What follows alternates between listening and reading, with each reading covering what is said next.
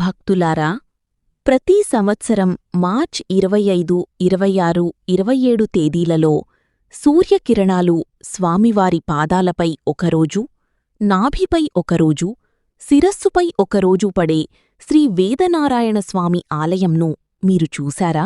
ఆంధ్రప్రదేశ్ రాష్ట్రం తిరుపతి జిల్లా నాగలాపురం మండలంలో వెలసిన శ్రీ వేదనారాయణస్వామి దేవాలయం చాలా పురాతనమైన, ప్రసిద్ధమైన ఒక వైష్ణవాలయం.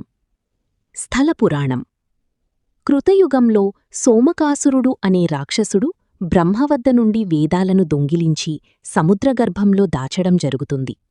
అప్పుడు శ్రీ మహావిష్ణువు మత్స్యావతార రూపంలో సోమకాసురుణ్ణి సంహరించి వేదాలను బ్రహ్మకు తిరిగి ఇస్తాడు.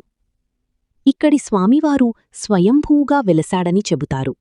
గర్భగుడిలో ఉన్న ఈ మత్స్యావతారమూర్తి విగ్రహం పైభాగం విష్ణురూపంలో మరియు కింది భాగం చేపరూపంలో ఉంటుంది. ఆయన తన ఇరువైపులా ఉన్న భార్యలతో పాటు సుదర్శన చక్రాన్ని ప్రయోగంలో ఉంచి ఠీవిగా నిలబడి ఉన్నారు. ఆ బంగారు మత్స్యకవచం చూడముచ్చటగా ఉంది. ఒక్కసారి మీరు ఆయన కళ్లలోకి చూస్తే ఆయన మిమ్మల్ని తన దగ్గరకు ఎంతగా లాక్కుంటారంటే మీరు ఆయన మాయలో పూర్తిగా లీనమైపోయి అసలు మీరు ఏమి చూస్తున్నారో కూడా మర్చిపోతారు.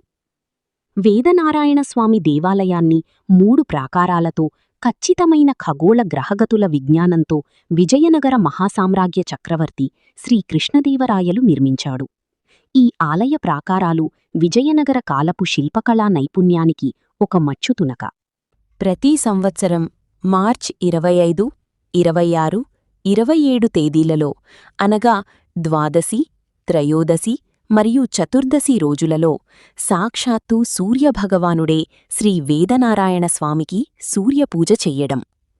ఈ 3 రోజులలో సాయంత్రం 6 నుండి 6:15 గంటల మధ్య అస్తమిస్తున్న సూర్యుని కిరణాలు 630 అడుగుల దూరంలో ఉన్న రాజగోపురంలోని అతి చిన్న రంధ్రాల గుండా ఆలయంలోకి ప్రవేశించి గర్భగుడి గడపలోని రంధ్రాల గుండా చొచ్చుకువచ్చి వేదనారాయణస్వామి విగ్రహాన్ని తాకుతాయి. ద్వాదశినాడు సూర్యకిరణాలు స్వామివారి పాదాలపై, త్రయోదశినాడు స్వామివారి నాభిపై మరియు చతుర్థినాడు స్వామివారి నదుటిపై పడతాయి. ప్రతి సంవత్సరం ఈ 3 రోజులలో ఇది తప్పకుండా జరుగుతుంది. ఈ కారణంగానే ఆ 3 రోజులు స్వామివారికి సూర్యపూజోత్సవాలు జరుపుకుంటారు. ఈ ఉత్సవాలకు ఇతర రాష్ట్రాల నుండి కూడా భక్తులు తండోపతండాలుగా వచ్చి దర్శనం చేసుకుంటారు.